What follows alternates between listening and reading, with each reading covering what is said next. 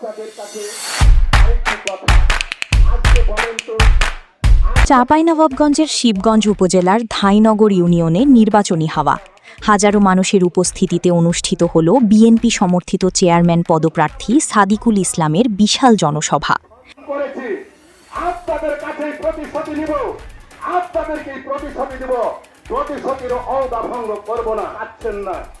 সেদিন যেদিন আপনাদের প্রত্যেকটি বাড়িতে বাড়িতে যাব, আপনাদের কথাগুলা তুলে ধরবেন, সেগুলা নোট করব এবং যেগুলা কঠিন থেকে কঠিন সমস্যা। বুধবার বিকেলে মহিষপুর সরকারি প্রাথমিক বিদ্যালয় মাঠে এ সভার আয়োজন করা হয়।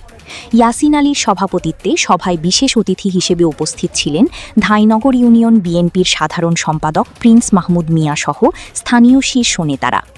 জনসভায় প্রধান অতিথির বক্তব্যে সাবেক প্যানেল চেয়ারম্যান সাদিকুল ইসলাম বলেন, দেশের গণতন্ত্র পুনরুদ্ধার, জনগণের ভোটাধিকার নিশ্চিত এবং ধাইনগর ইউনিয়নকে একটি আধুনিক ও সম্পূর্ণ মাদকমুক্ত রোল মডেল হিসেবে গড়ে তুলতে তিনি কাজ করতে চান। নিউজ ডেস্ক, নাচুল টিভি। আপনারা এখন থেকে